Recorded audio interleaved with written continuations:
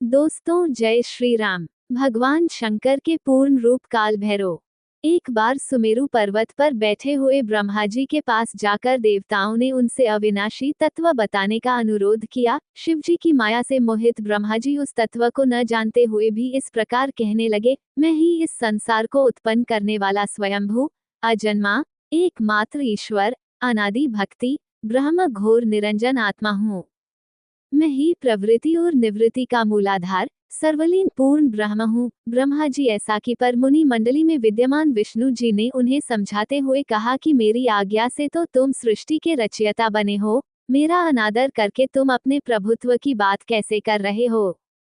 इस प्रकार ब्रह्मा और विष्णु अपना अपना प्रभुत्व स्थापित करने लगे और अपने पक्ष के समर्थन में शास्त्र वाक्य उद्धृत करने लगे। अंततः वेदों से पूछने का निर्णय हुआ तो स्वरूप धारण करके आए चारों वेदों ने क्रमशः अपना मत इस प्रकार प्रकट किया।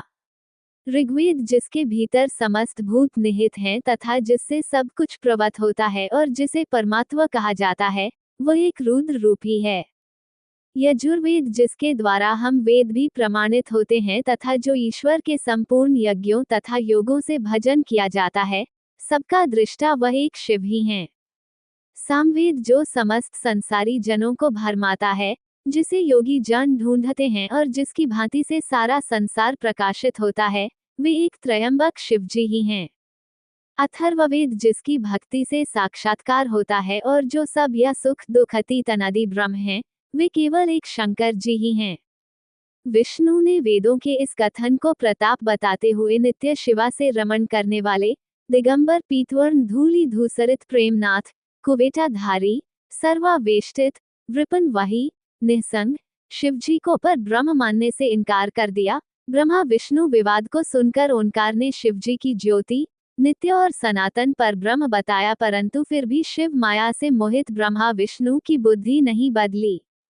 उस समय उन दोनों के मध्य आदि अंत रहित एक ऐसी विशाल ज्योति प्रकट हुई कि उससे ब्रह्मा का पंचम सिर जलने लगा। इतने में त्रिशूलधारी नील लोहित शिव वहां प्रकट हुए तो अज्ञानतावश ब्रह्मा उन्हें अपना पुत्र समझकर अपनी शरण में आने को कहने लगे।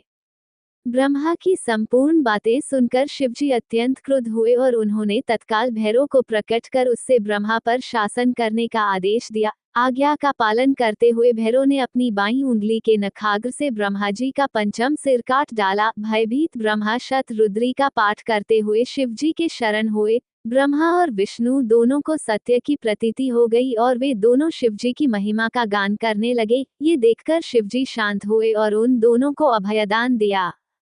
इसके उपरांत शिवजी ने उसके भीषण होने के कारण भैरव और काल को भी भयभीत करने वाला होने के कारण काल भैरव तथा भक्तों के पापों को तत्काल नष्ट करने वाला होने के कारण पाप भक्षक नाम देकर उसे काशीपुरी का अधिपति बना दिया। फिर कहा कि भैरव तुम इन ब्रह्मा विष्णु को मानते हुए ब्रह्मा के कपाल को धारण करके इसी के आश्रय से भिक्षावृत्ति करते हुए वाराणसी में चले जाओ। वहां उस नगरी के प्रभाव से तुम ब्रह्म हत्या के पाप से मुक्त हो जाओगे।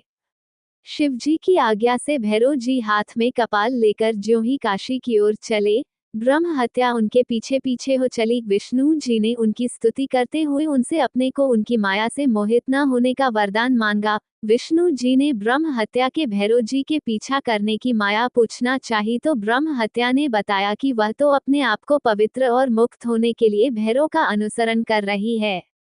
भैरव जी ज्यों ही काशी पहुंचे त्यों ही उनके हाथ से चिमटा और कपाल छूटकर पृथ्वी पर गिर गया और तब से उस स्थान का नाम कपालमोचन तीर्थ पड़ गया। इस तीर्थ में जाकर सविधि पिंडदान और देव पितृ तर्पण करने से मनुष्य ब्रह्म हत्या के पाप से निवृत्त हो जाता है।